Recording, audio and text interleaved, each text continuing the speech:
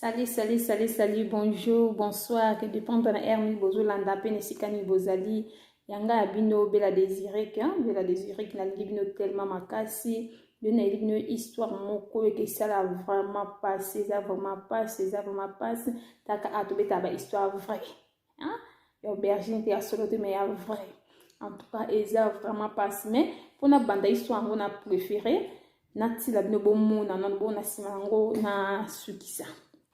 Ils passent normalement moi mobala yibi biloko ndaku akeyi kontani bozana débat na muninga bana mibale ezalaka nini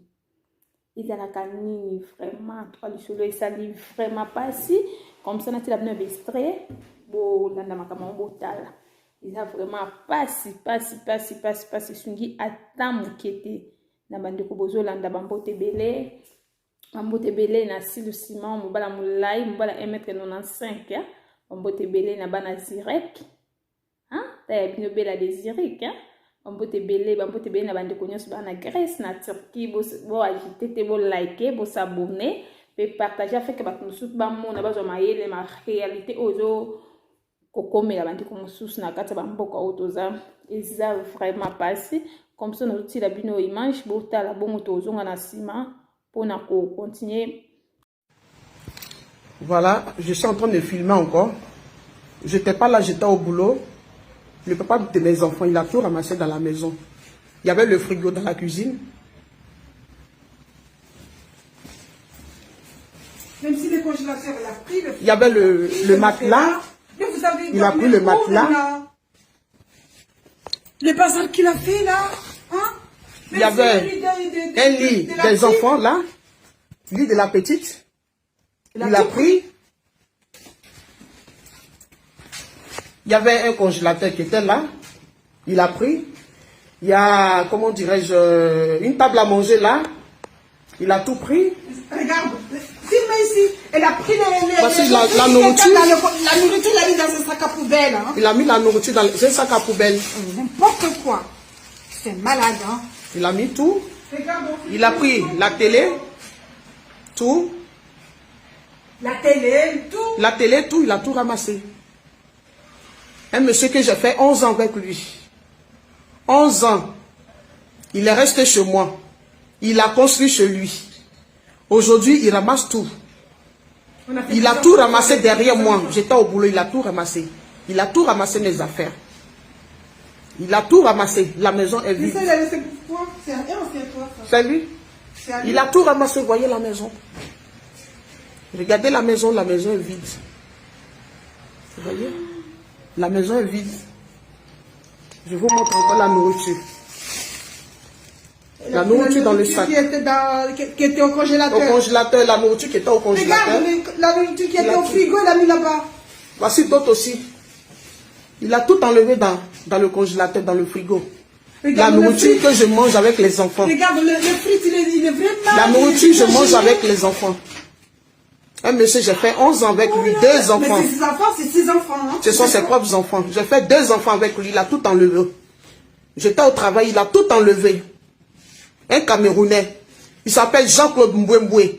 Il est resté chez moi pendant des années. Pendant des années.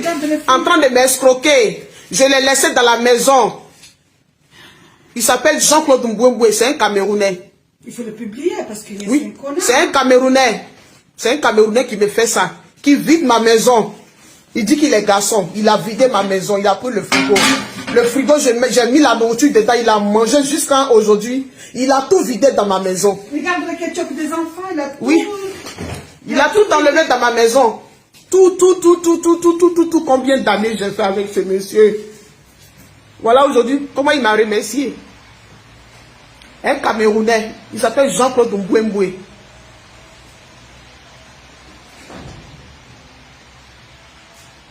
Il vient de Douala. C'est lui qui m'a fait ça. Tant d'années.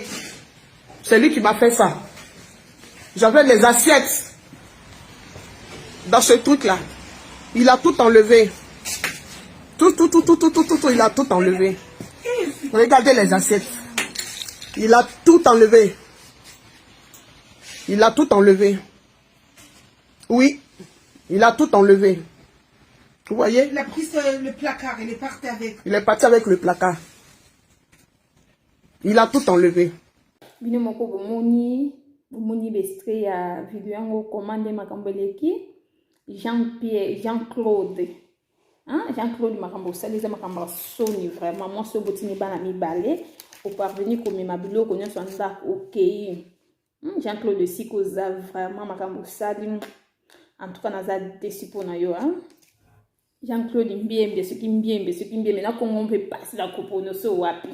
Je que de comment ça ilo kabongo vraiment moi so botini bana mibale otalita pona bana wana te moi ça to membilo no sanda OK nango papa pona ni bongo c'est bien te mibale ezala nde nini osali bientôt sololi kilo ngala makambo na bato sala ngo na bamboka la biso wana ezala nde bana basi kamemi bilo nyonso akena ya yuma mobali o mabilo randa ko ke nango ezala nde nini osali bientôt sololi fort osali bien te Jean-Claude Jean-Claude Sikoza oyo sali mabe makasi peto ke tozonga susu bande kombasi si Jean-Claude asali makambo kama mabilo ko nyonso anda kwa kende Jean-Claude nanda kwa na bande ko vivre ndenge nini abande ko mona ndenge nini poto zaka na compte ya mona moi c'était to ke puis na de côté MC Jean-Claude pas avec ne sengote nanda kwa MC pas avec na kimate MC moi sandé ko maltraiter hein puis éviter biso basa mboko makambo to za na ngo terme za mystique to meka ko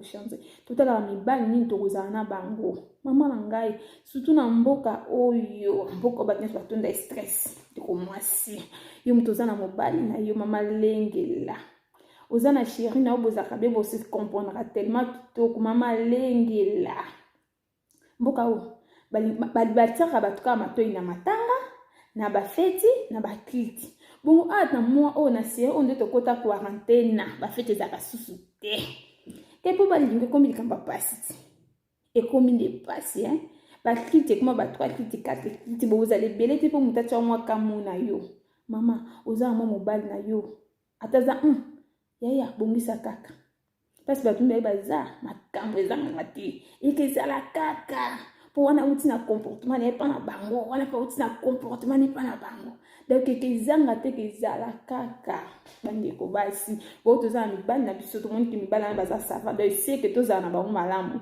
po toboya makambo boye komela biso ba mama pe bozala bien na ba papa botika ba comportement na ya mabe ozosala ke kimisa bato bandako bayiba biloko andako bakima po mwa mbali Jean-Claude tozomona ka asali mabe me tia yibi biloko andako akimi toyebi te loko ni ande kovivre na ndako wana ndeko na ngai Germe olobi nini na likambo yo Germe olobi nini Sophie lobana olobi nini na likambo yo olobi nini makambo na oloba na David ayebi yango po yepa leka na ndako libala Ariane alove ya yebi yango olobi nini na likambo esalami bo esai kitoko te de ti papa kimi azwi biloko andako ake nango de se ezalaki lelo omo ezalaki tellement mabepe topesa kate ke mama non c'est que dès que le mot ezaki mabe ndé ko rentre mal à l'aise ti a calculer que tango yo za musala atini kutu bana ta kangaka rumara ke nango aka c'est quoi mbetu c'est quoi hein le mot normal c'est que tu me mi bon ke nango po bana balana ni balana c'est hein yupo mobali peto ke tozo beti faute hein Jean-Claude o beti faux hein you vana mninga pendant 11 ans tata 11 ans na te hein ata mabe ezaki bolamo ata mukie ezaki te Jean-Claude. Tu peux se bamboter belé, tu es presque à la fin pour nous gagner air na biso. Tu peux se bamboter belé na prophétesse sans kimbangwa. Prophétesse sans kimbangu, bamboter belé na air fonte, bamboter belé na dor kaida folie, bamboter belé na tiandus moté ma pasteur Roger, bamboter belé na fils de nous moya de longue date.